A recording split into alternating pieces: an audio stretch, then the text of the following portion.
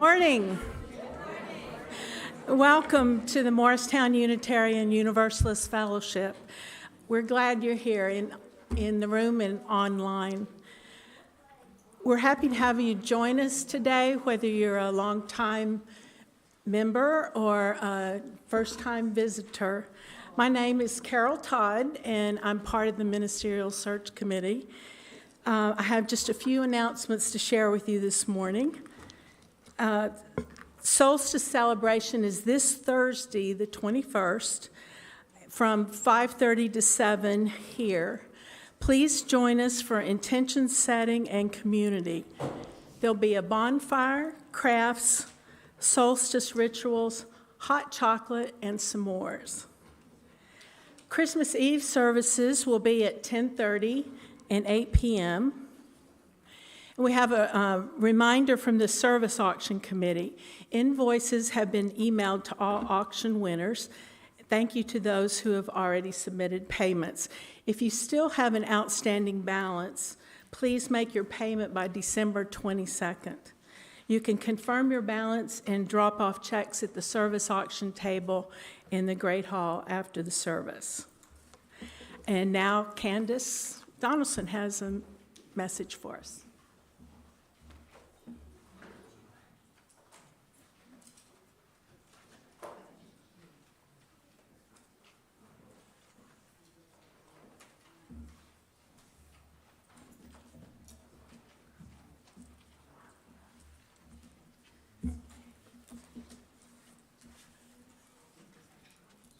Good morning. My name is Candace Donaldson, and I am your treasurer-elect on the Board of Trustees. And I'm here to give you the board update this week, as our president, Paul Firm, could not be in attendance today. About a month ago, we announced that Reverend Joel would be accepting a position at the UUA, and as a result, would be leaving us in mid-February. Your board immediately began the process of applying to the UUA for what is known as a targeted minister. This minister was going to fill the time from when Joel left until our new settled minister would arrive, we hope, at the beginning of August. I'm thinking we might find out a little more about that today. So I'm here with the next update.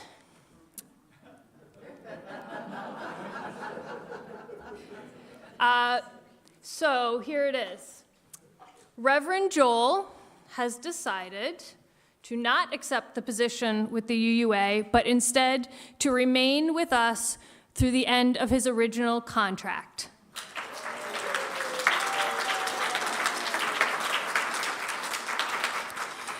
The Board of Trustees is pleased to make this announcement, and we hope that you join us in celebrating Reverend Joel's decision. Reverend Joel and the board have continued to work tirelessly on plans for the coming months, and we will continue to keep you updated as often as we can. If you have any questions about this change or anything else, please feel free to reach out after the service, and I or other board members would be happy to answer any questions that you might have. Thank you.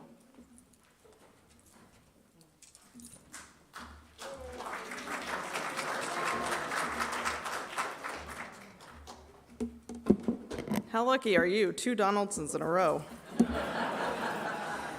My name is Brooke Donaldson. Welcome to the Ministerial Search Committee service. Who are we and where are we going? We are really excited about all the information we learned about our congregation, and we were busily compiling the data for prospective ministers throughout November. Our congregational record went live on December 1st and is now available for review by those prospective ministers. We also want to remind you that starting in January, we'll be entering our very silent phase of our search. We are hopeful to receive many applicants starting on January 2nd, but please don't worry when you don't hear from us until April.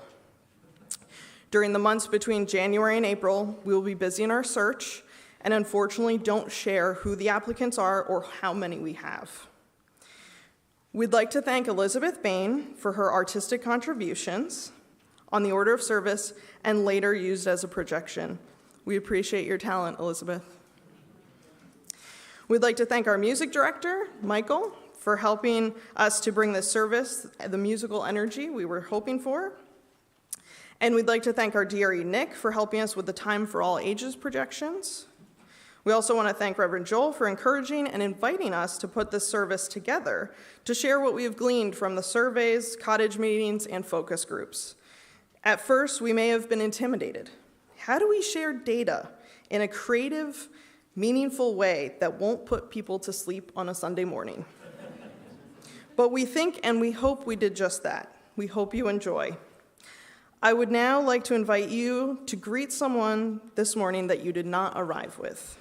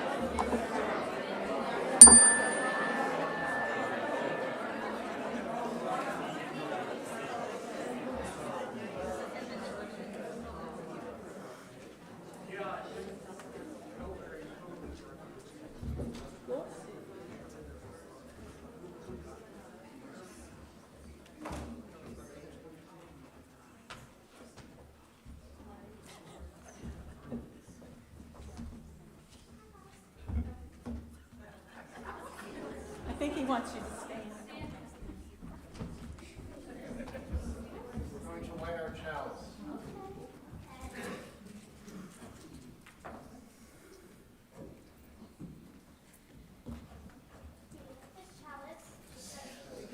We light this chalice because we are Unitarian Universalists.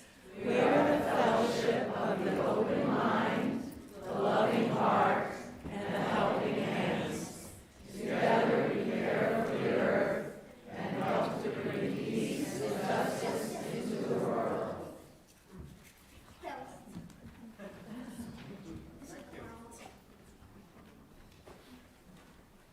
Good morning, my name is Craig Adams. I am a member of the Ministerial.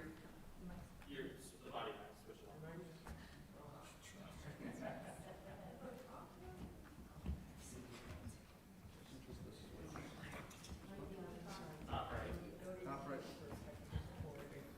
Good morning. Oh, okay, that works. Thank you. No, it's not working. Say it louder. This is my first time using. Good morning. My name is Craig Adams. I'm a member of the Ministerial Search Committee. My wife Jenny and I have 3 children, and they are all enrolled in the RE program, and we are active participants. And my oldest child, Alistair, is going to help me lead a Time for All Ages. We have a story that is about preparation for winter. I know that I've been doing a lot of preparing for winter. I'm wearing warmer clothes. The heat is on in our house. And I'm sure you have all been doing that as well. Yeah, please have a seat. We're going to read from the steps. Do you guys know what bears do for winter? They hibernate. Yes, they do. It does. And hush up and hibernate. Is that one of the Bruce the Bear books? No, it's not. But we're going to read a story called Hush Up and Hibernate.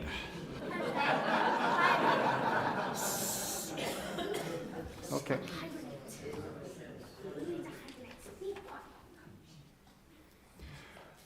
Mama Bear lifts her head and looks at red leaves dancing in the wind. I see winter coming, she tells her cub.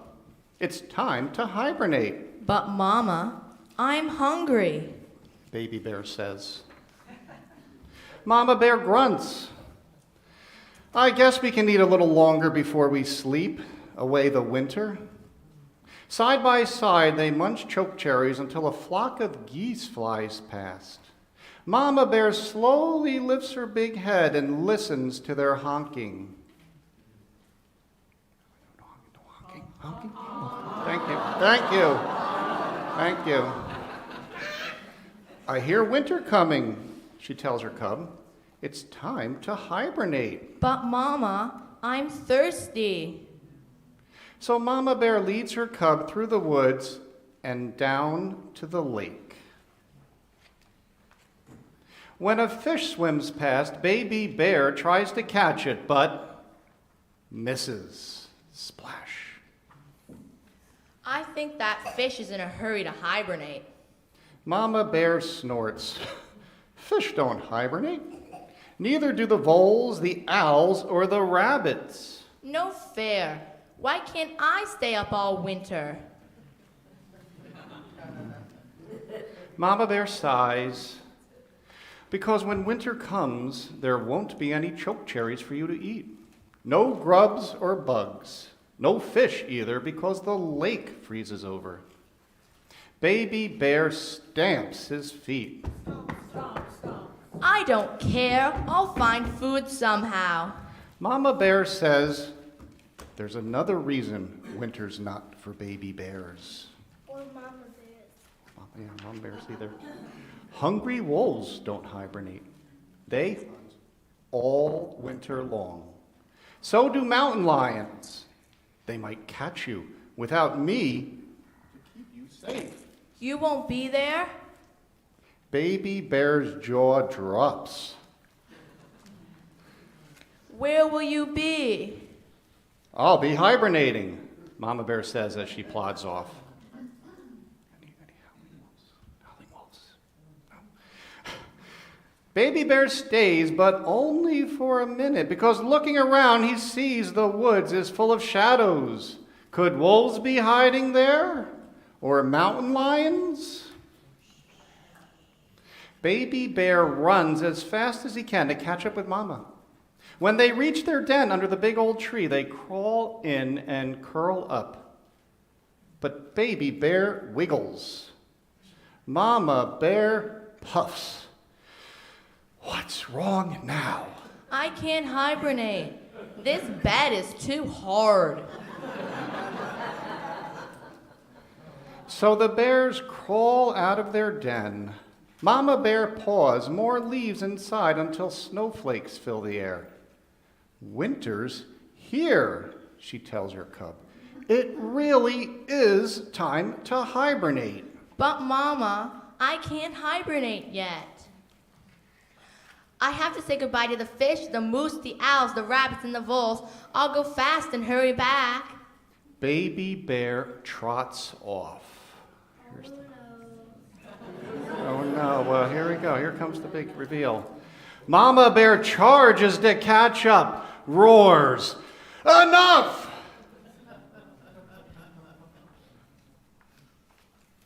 Then she nudges her cub back into their den and nose to nose with him says, "Now hush up and hibernate till spring." With the winter wind howling outside, Mama Bear and Baby Bear curl up side by side and hibernate.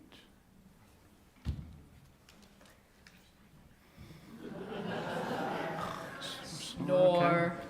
Grunt. Mama Bear. Baby Bear whispers in her ear. Can you hear me? Mama Bear snuffles. What is it, dear? Is it spring yet? Are we there yet? No, it's not. I think it's only been a few minutes later. All right, well, thank you. I think you can return to your seats. Okay, thank you.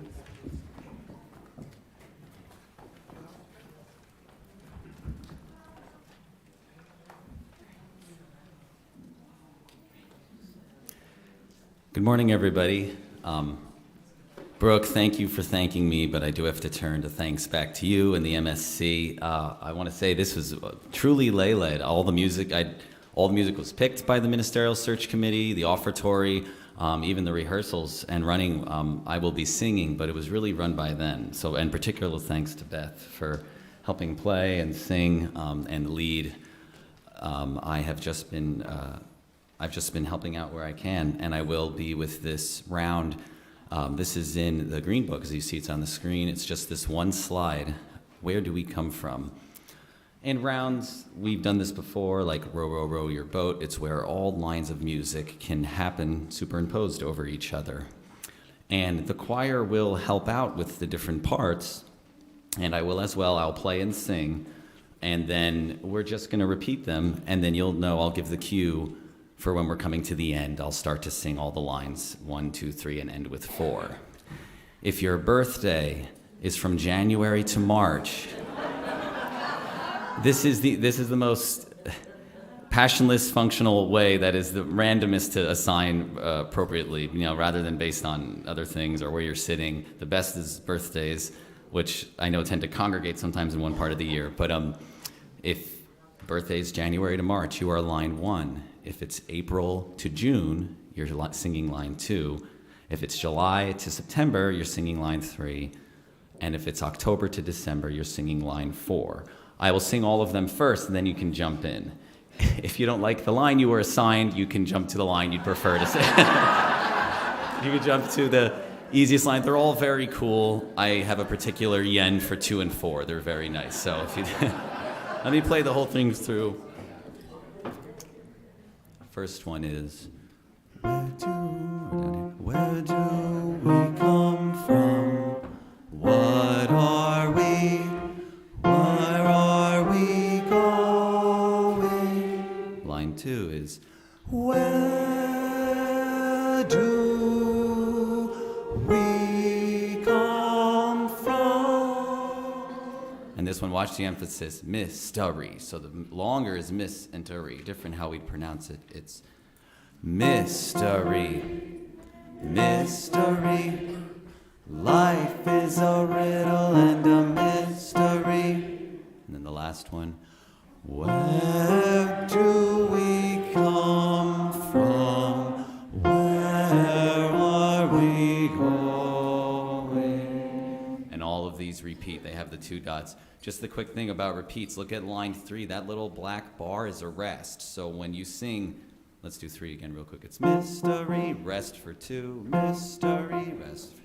Life is a riddle and a mystery. You have to rest for 2 before you repeat. So mystery, don't go right in. You're counting mystery, mystery. Basically, anytime you sing mystery, it's followed by that rest. A 1-beat rest is in the top line. So small things. See the little squiggly on top? The black squiggly line between the words or in the 5 bars? That is a rest. You would go, where do we come from? What are we? Where are we going? I sniffed. You can stomp however you feel the beat. It's just, that's a conductor thing. All right. Like I said, I'll go in order, then we're in, and then I'll go in order to finish it. Yes, let's all stand if you'd like. Stand if you'd like.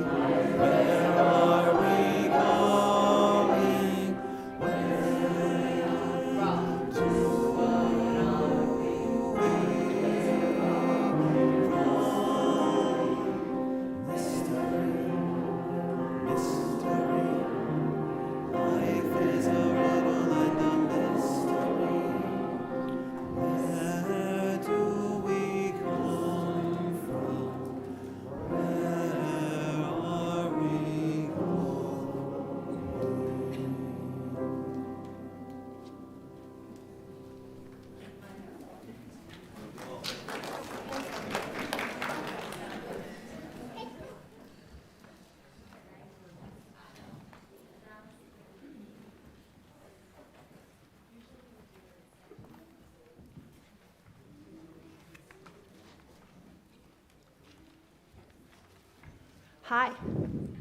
I'm sure you don't need reminding by now, but we're your Ministerial Search Committee. We've been at work for the past 6 months, asking you questions, gathering data, attending meetings, having focus groups, and generally getting a lot of information from you folks. We want to find the best minister for our congregation, and we're going to be using the information that you gave us to do so. We made a covenant at the beginning of our work, and we strive to live up to these parts of the covenant. As we seek our next shared ministry partner, we will represent our congregation and its members with honesty, care, compassion, and respect. We will deeply value and faithfully represent the aspirations and the highest values of the congregation. We will be candid with our applicants about our congregation's challenges and history as we present a full and nuanced story. We will keep our congregation apprised of our progress. So you've probably seen us up here before, and we've been searching for answers. Our team includes myself and Brooke as co-chairs, Joe Urhane and Carol Todd as, they actually knew what they were getting into. They were on the last search, and they knew all the work that was involved, but they still volunteered anyway. Pretty amazing. Barbara Castellano-Stasiak and Craig Adams, and wait, there's only 6 of us up here. Where's Paul? I'm here. And I found some answers right here. Folks, Watson, can you believe it? Over 60% of our people have completed these surveys. This is amazing, right? This is fantastic. Oh my gosh. And over 100 people went to our cottage meetings, and there were 14 focus groups. My dear Holmes, what are you going to do with all these results? Well, Watson, I wanted to inform you that the search committee used the results of those surveys, the cottage meetings, the focus groups to complete the congressional record. Now, the congressional record... Congregational. You warned me. Congregational record provides prospective ministers with the information they need to decide if they want to serve this congregation. It has been submitted to the national office of the UUA and is now available to potential applicants. On January 2nd of 2024, we will receive a list of applicants. We will read their records, interrogate the applicants remotely, and witness them delivering sermons at other UU fellowships. Incognito, of course, I guess I'll put this away.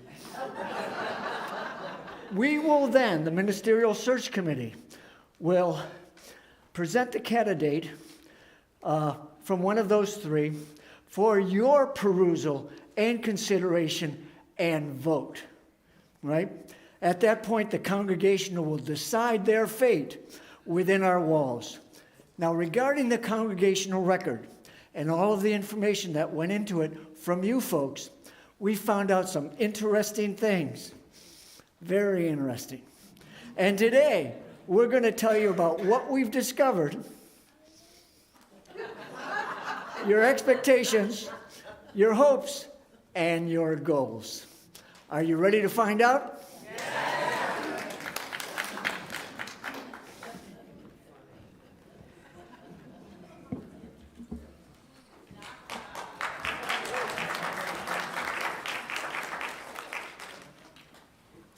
Carol Todd and I were members of the previous Ministerial Search Committee that was formed in March of 2003.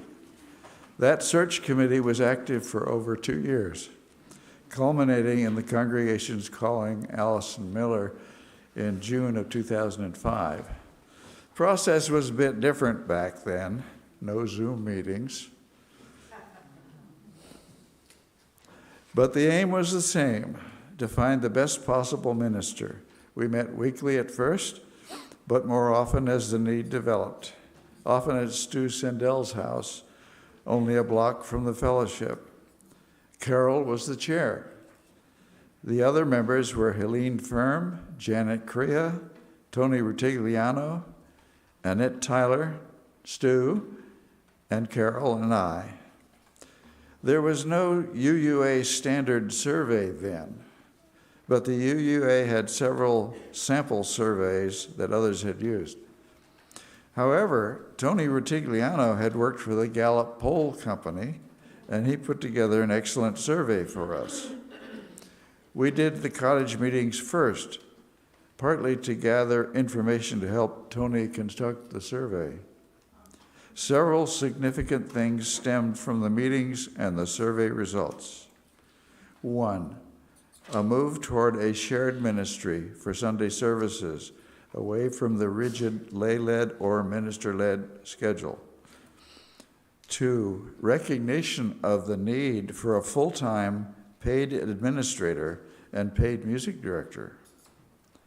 3, redefinition and implementation of the Committee on Ministries. 4, steps to become even more active in social justice issues. And 5, our first 5-year plan. Compared to the current UUA survey, the old one was much more check the box and had few textual answers. Although we learned a lot from the old one, the current one allows much richer sharing of ideas and wants regarding the minister and gives a far more detailed picture of the congregation. For this, we owe all of you heartfelt thanks for plowing through a really extensive survey. Many of you took advantage of the text to give very candid and well thought out answers, which were extremely valuable to the search committee work. This year, we did cottage meetings and focus groups after the survey, and we think we were better prepared to get the most out of them. Having read the surveys and being so impressed with the quality of the responses, we all looked forward to the cottage meetings for the free format and the opportunity to hear your inputs firsthand. We were not disappointed. We found lively discussions as we worked to determine MUUF priorities. There are opinions on all sides of each question, of course, and each person clearly thought deeply and considerately about their answer. We are very impressed by how you stated your points and voted to tell us what was important. This is a great fellowship. We, the MSC, are indeed honored by your confidence and trust in us.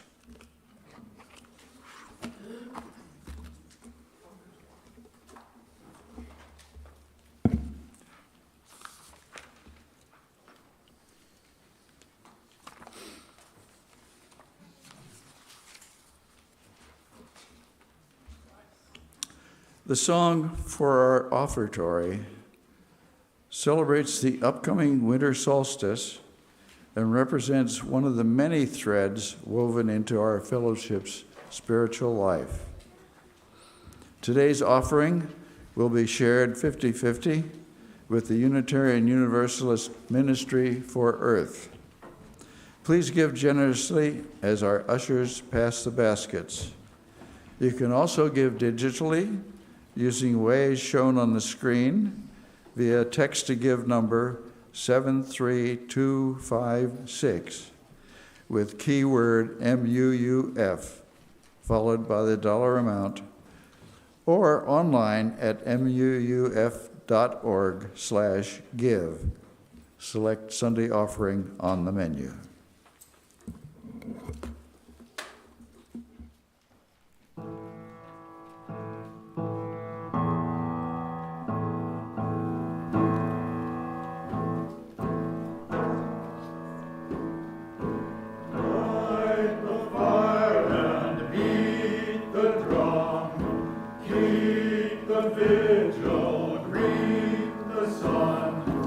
Kindle the Yule log.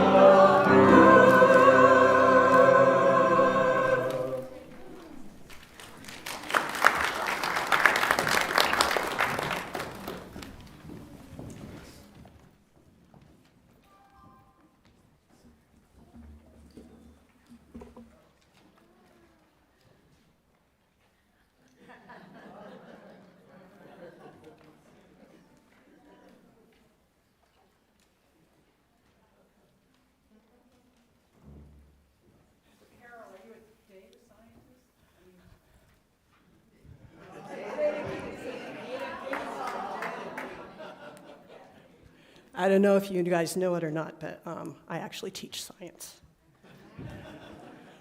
And for those of us who are older, this is my pointer. Those of us who are younger, this is my cursor.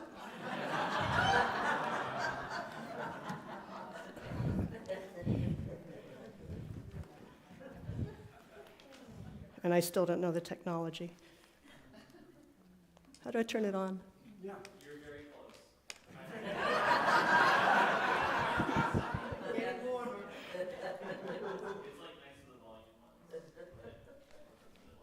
There we go.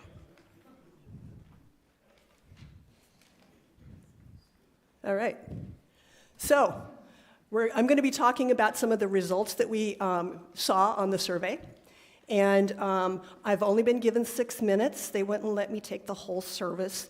So I'm only going to be able to talk about some of the results. They have all been compiled, though, and they're online, as well as there's some packets outside for you to pick up if you want to see a paper copy. So if you want to see our results, they are available. All right, let's get going.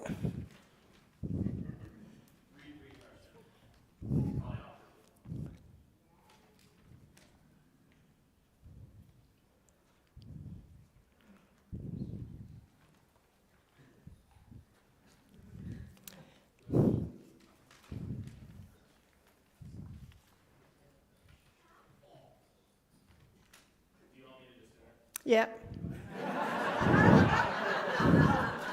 Thank you. All right, so 100 questions you guys answered. A lot of questions. And you did a very good job answering them, too. 155 of you returned them, and the respondents said our age. Did you know that we're an older congregation? 68% of us are over 60. So from here up, that's the vast majority of us, right? We love these folks down here. We want more of them. So if you have friends who are younger, or even friends that are older, invite them. Next. What about the younger ones? You guys did not do surveys. But you know what? I've been noticing that there's been getting more of you. I think you're inviting friends. This is great. Next time we'll have you on the survey. All right. Our races, 91% of it are Caucasian, of those that answered. 6.4% of us chose not to answer. And there's about 1% to 2% of us that are non-Caucasian. So this is another thing we're going to work on. Next. All right.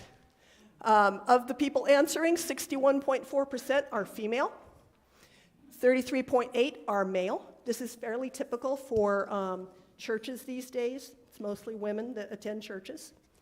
And so that's not too surprising. We have about 5% that are not male or female, either non-binary, they're transgender, or they're genderqueer. So fairly good representation there. And next. All right, sexual orientation. We had a big chunk of people who said, none of your business.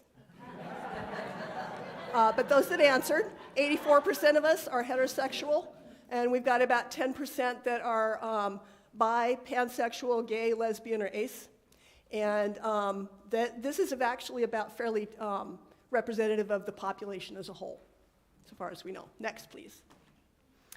Relationship status, most of us are married, some of us are divorced, some of us are single, some of us are widowed, and some people say, none of your business. Next, thank you. All right, when we look at household type of those reporting, most of us are adults without children at home. Now, whether we've launched them or we didn't have them to begin with, most of us are there. And that's mostly because most of us are older, right?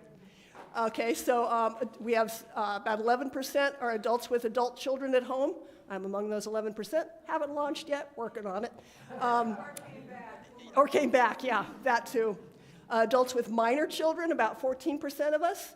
And multi-generational households, about 5% of us. That includes grandparents raising grandkids, or you've got just all of the generations there in your household. Next, please. Education. A whole bunch of us have been to college. Most of us. We've got some folks that went to professional school, apprenticeships, trade school, that sort of thing, to go into their profession. Fair number of folks that are with bachelor's, master's, and then advanced degrees. Next. You'll note, because we're older, most of us are retired.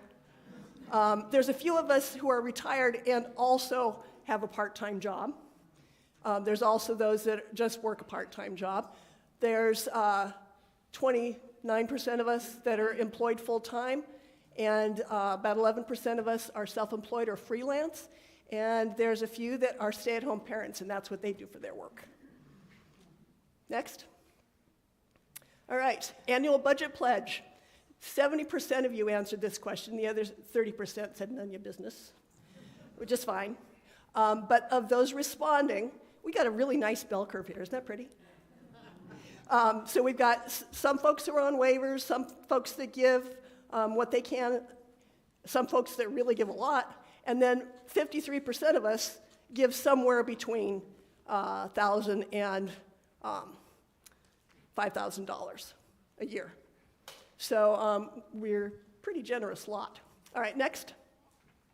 All right, so we tend to be older, white, female, cis, heterosexual, married or in a committed relationship, educated, retired, and generous to our community. Next. Numbers. Whew. Numbers.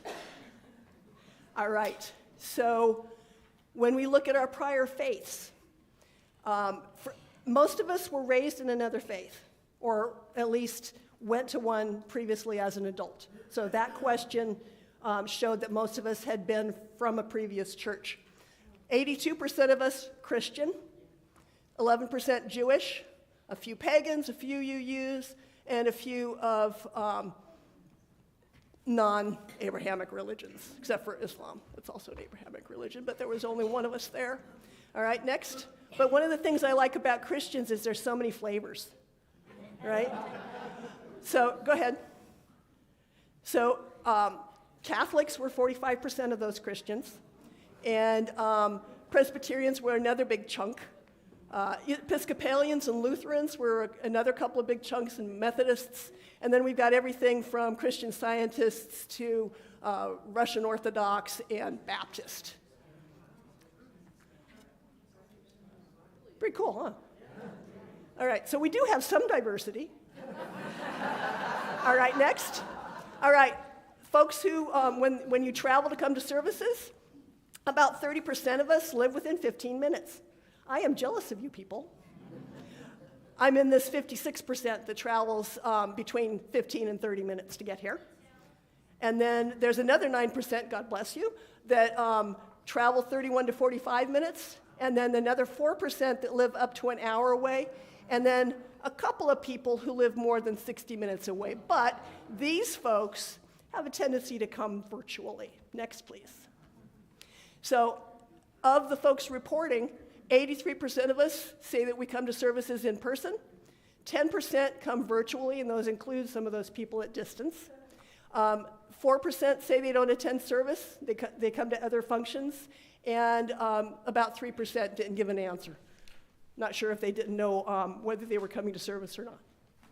All right, so when we look at the survey, and if you'll remember this question, we gave you 14 characteristics that were possible for the ministerial priorities, right? 14 questions, we asked you to rank them for us.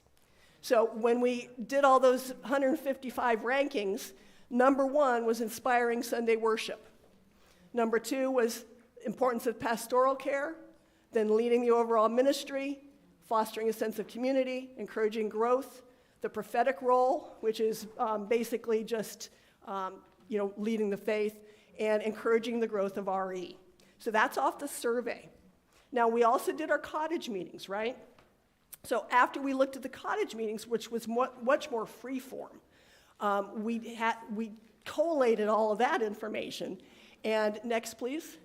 We found these priorities from the cottage meetings. Look how nicely they parallel each other. We've got inspiring, informative Sunday services, still number 1. Strong and organized leadership, which is similar to number 3 on the survey. Engagement of members, pastoral care. Again, remember, this is categories you folks came up with. So these weren't the imposed categories, these were your categories, all right? Growth of membership, very high on both of those. This list, by the way, this was only 14. This list is something like 30. So it's a really long list. You had a lot of things you'd like to get going.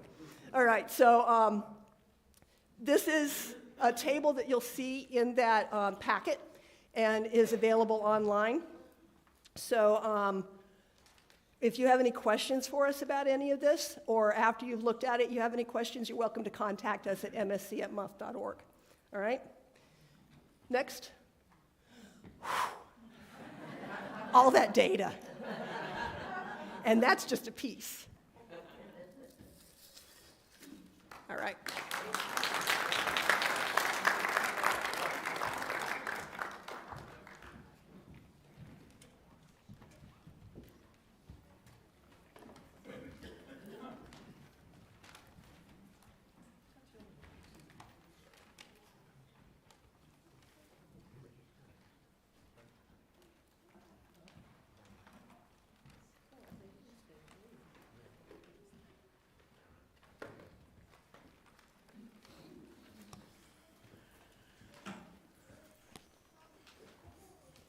The setup. The scene. Carol and Brooke are each separately facilitating cottage meetings to determine the priorities of the congregation in their ministerial search. Hi, everyone, and thank you for joining our cottage meeting. Our first question is, in a year from now, how will we know that we've chosen the right minister that fits with us? What will that look like? How do you all think we're going to measure our success? More members. Greater attendance. Awesome services. Inspiring sermons. A positive buzz around the fellowship. Most of us are happy with the minister. People seem to be largely agreeing on measures of success in the fellowship. This is going to be a really easy job for the search committee. Let's see what members say about their vision for a minister. All right, what would you say are the priorities for our next minister? Okay, now what would you say our priorities are for our next minister? I want a minister who's in their 30s, so they have plenty of energy. I think a minister who's older and has had a lot of life experience would be the best. I think a minister who has previous ministerial experience would really benefit our congregation. I'd like to see a minister who is worldly and maybe has found their way to ministry through experiencing other career paths. I would like a minister who is staunchly involved in social justice outside of our congregation. I appreciate a minister who is involved in social justice, but I would prefer a minister who's more focused internally on us. A good personality is vital. Being a good administrator is probably the most important quality. I want a minister who is a humanist, who doesn't use the G word a lot. It would be great if we had a minister who was comfortable with religious pluralism, one who can teach us about the many world religions. I want someone who's well-educated, an academic. Education doesn't matter as long as they're a dynamic speaker. It seems like there are some conflicting desires in members' priorities. Let's see how Brooke and Carol will compare results and come to a consensus about the priorities for a future minister. Well, the cottage meetings were very insightful, and I'm so glad we got to hear from so many of you. Absolutely. Everyone was really energized about calling the best minister. But of course, when we ask 103 people, we also get 103 opinions. Yeah. How do you think we'll find the best minister when we heard so many different opinions, especially the conflicting ones? Well, largely the measures of success were similar, if not echoed multiple times. We have to remember that picking the best minister is going to mean we look beyond our preconceived notions and biases. We're going to find the best minister for us that inspires, challenges, involves us in ministry, and grows our community. We all know we won't find a minister who walks on water.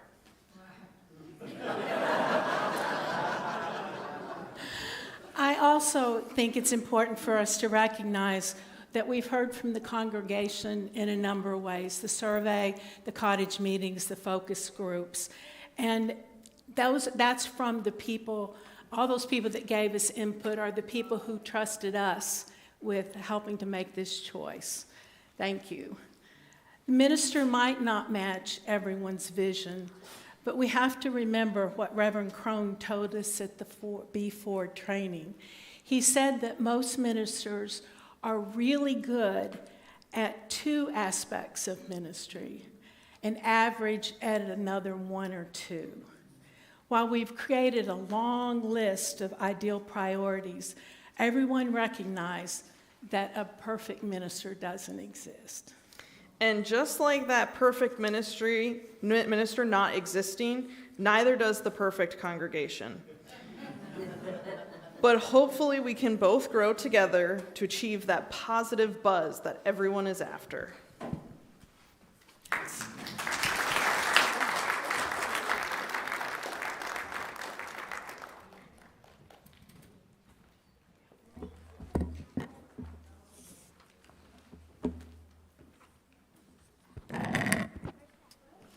It's now time for sharing our milestones and passages. I have one here from Kathy Burgess that says, pumpkin breads are ready. They're in the freezer off the kitchen. Okay. Thank you, Kathy, for providing those. We have two other milestones that are about elders of families in our congregation that have passed on in the last couple of weeks. Kim Dunn Meinel and her husband, Ambrose, were in England last week for the funeral of Kim's mother-in-law, Nadine Dunn Meinel. She died on November 18th when she was 98. Kim, shortly after returning home, then came down with COVID. So we wish her a fast recovery and our condolences to her family's loss. We also learned from Diana Hart that her stepmom and dear friend, Elaine Gustafson Hart, died Saturday, December 9th at noon. She lived in Heartland, Four Corners, Vermont, and she died embraced by Diana and surrounded by her own UU friends of 40 years. It was a peaceful, compassionate, and caring transition from this life. Being surrounded by our MUF community brings us comfort when we are going through difficult times in our lives, and joy when we can celebrate together. Please join us now in reading these words about how we are blessed. Carol will lead. Start with this side. We won't do it as elegantly as Michael, but blessed are those who yearn for deepening more than an escape, who are not afraid to grow in spirit. Blessed are those who take seriously the bonds of community, who regularly join celebration and learning, who come as much to minister as to be ministered unto. Blessed are those who bring their children, who invite their friends to come along, to join in fellowship, service, learning, and growth. Blessed are those who support the church and its work by their regular, sustained, and generous giving, and who give of themselves no less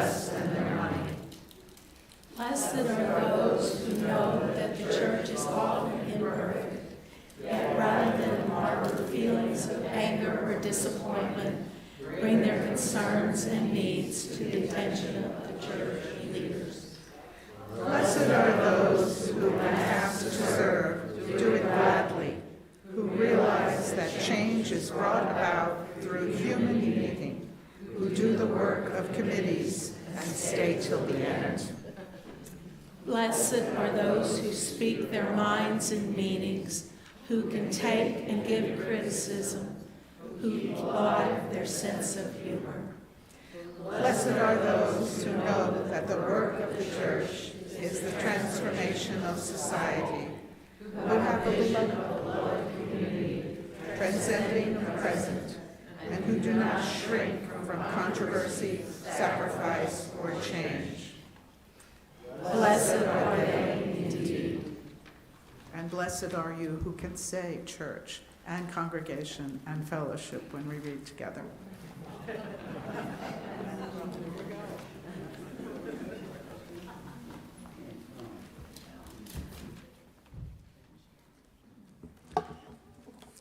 Taking a cue from our song that we sang earlier together, Where Do We Come From? I'd like to start our final reflection on the question that we asked in the survey. What brought you to the fellowship? As you might expect, the responses to this question were all over the lot, according to each person's particular circumstances. Although we left space for 3 textual responses apiece, many gave only one very pithy answer. The most frequent statement was a desire for a religious community, but it was hardly dominant. Right behind it were 4 other themes with nearly the same frequency. Freedom of belief, a friend suggested it to me, religious education for the children, needing a spiritual home. All of these were frequently supplemented by statements that I quote here. Sought a religious community where our daughter could mature in spiritual matters. Wanted our kids to learn about religion, but not the way we experienced it. Desire to raise my children in a religion I could believe in. Looking for a church that accepted my beliefs without dogma and damaging social practices. We heard in many of the responses a certain amount of dissatisfaction with the members' previous religious affiliations, something that was missing or did not sit right. Finding a spiritual home here at MUF fit right in with those needs. Social justice was also a definite draw to many of this congregation. Here are a couple of quotes that capture this desire. My need to be a part of a community that addresses moral, ethical, and political values. People who felt a responsibility to make the world a better place. Finally, and I know dear to quite a few members, MUF was a place for people with different religious backgrounds to thrive. These are some of the things that were said. A place for our family to celebrate our different religious heritages. My partner and I were both raised Christian, but different denominations, and this was a nice way to bridge those differences. A non-traditional creative religious home for me, an atheist, and my wife, a lapsed Catholic, to raise our children. We are indeed a welcoming, accepting haven for people with similar values and varied beliefs. But, as you could tell from the survey, we did not want to sugarcoat who we are. So one of the questions that we asked everyone was, what weaknesses of our congregation should a prospective minister be aware of? We heard many answers that had widespread concerns, but we also heard concerns that were repeated throughout the congregation. These concerns are shared with prospective ministers so they know what their opportunities are for growth. We'd like to share what we heard directly from many of you with your own words. So, Ministerial Search Committee, wherever you are out there, tell us, what did our congregation say our current weaknesses are? Lack of diversity. We have lots of long-term members, and we need to attract more younger members. Not sure if it's a weakness, but we have an aging membership that has well-practiced ideas and wisdom, along with new families with new needs. This is a challenge. People who have been here a long time have strong beliefs and firm opinions. We are mainly a much older congregation that have been members for decades. Some of us are entitled, but mainly they're used to their routines. Although fashionable, we overemphasize social justice over our own community's needs. Lack of diversity. There seems to be a generational split. I'm concerned that there may not be enough people in the under 50 cohort. One of the areas we have struggled with over the years is dealing with conflict. We are accepting of folks and their differences until we have to make adjustments for them. An example of this is the lack of acceptance of pronouns. There is still an old boys club mentality in many facets of the congregation. We say we are accepting of marginalized groups, but experience has told me that we tolerate but do not truly value the differences: sexual orientation, disability, gender identity, etc. Over-reliance on Katie. We should have key man insurance on her. Seriously, she's fabulous, but we have too many eggs in that basket. And due to staff changes, no continuity or corporate memory if she leaves. Katie, if you read this, I love you. There are not many things available for young adults, 20 to 35, at the fellowship to do as a group. There is no RE or events for this age range. Lack of diversity. Many of the events that are held during the week are done during the typical work day, so people who don't work from home can't attend. The need to address congregants who do not feel they've been heard. Now, sometimes honest feedback like this is hard to hear, but it is important for us to understand where we are starting from so we can identify the minister who can help us grow and improve in these areas. Every congregation, if asked, would have opportunities for improvement, and it is healthy for us to know specifically what ours are. Well, we just heard many of our thoughts about what things we need to improve on, but we also heard about many strengths that we have here at MUUF. We directly asked the congregation, why should our future minister consider joining us? Here are some of your words. Actually, everyone that comes in our doors regularly is really at the core well-meaning and good-hearted people that create a very loving community. We embrace both our strengths and our challenges. We have a sound foundation in the appreciation of our legacy. We have a strong commitment to the present. We have an unbridled passion for the future of our spiritual home and the wider community. We have come through a series of challenges with our unity enhanced, including maintaining successful social justice programs through COVID. Because despite our flaws, we do try to better ourselves, and we as a whole genuinely believe in helping others and care for the greater good. It's a great location. Energetic, fun, and smart members. It's a congregation that could really grow and be useful to the community. We are a caring, loving, intelligent, talented, hardworking community. This is an opportunity to build from an already strong base. I think the community will be open to and excited about a new voice leading us. We have a strong tradition and history in the Morristown area. We're visible in the community, and there are opportunities to connect with other faith groups. We can continue to have a positive impact on the larger community. This congregation has unlimited potential and a rock-solid base. We have a strategic plan in place which acknowledges our desires to grow and reach out into the wider world and are implementing plans to meet those goals. New visitors to MUF are welcomed warmly, friendly, and sincerely at the door, inside, and at the service. A third of the congregation marched on Washington in 2016. A community with people of diverse ethnic and spiritual backgrounds, households, with diverse LGBTQ+ identities, members with various disabilities, feeling loved and included.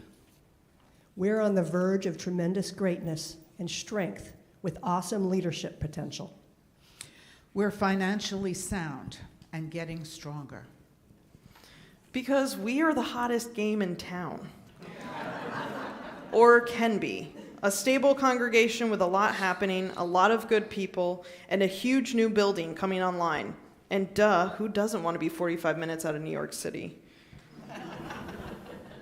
We were early adopters of many UUA programs. Green Sanctuary, Welcoming Congregation, Eighth Principle. We are well poised and have great potential to grow. We are a fiercely independent community that gets things done even with little direction. We are a vibrant congregation. We care about social justice issues. We just spent $8 million raised in only 10 years based on the belief that we will have a great future. Who wouldn't want to lead us? Thank you, crew. It seems appropriate that our closing hymn for this service, composed by our own Betsy Burr, really captures who we are and where we are going, or hope to be going. Please, everyone, and if you're able and willing to rise, please join in singing, "We Are the River."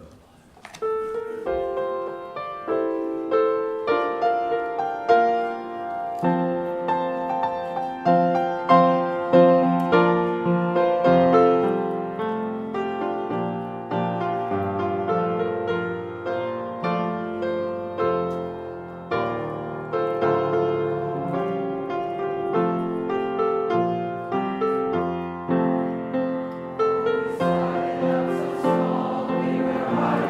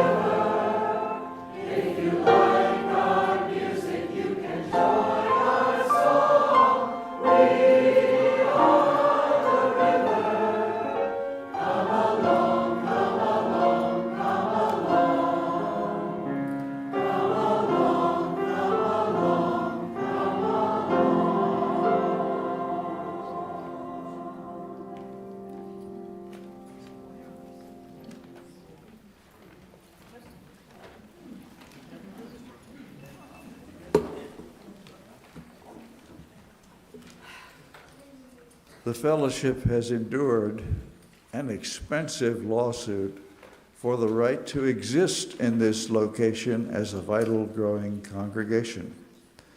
We have weathered the departure of Reverend Allison and the COVID pandemic. We have all been working together in this process of rejuvenation.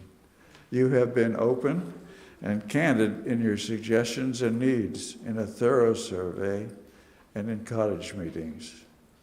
As your designated committee to guide and carry out the job of finding the best match for the fellowship, we have been honored by your enthusiastic support. Thank you. We will continue to do our best. We want to find a great minister who can inspire us all to develop the full potential of the Morristown Unitarian Universalist Fellowship. Will you please stand and join me in a statement of our mission and covenant? May we, members of the fellowship, mindful of the rich diversity and essential oneness of human experience, covenant to weave the fabric of community from the strands of our separate lives. Amen.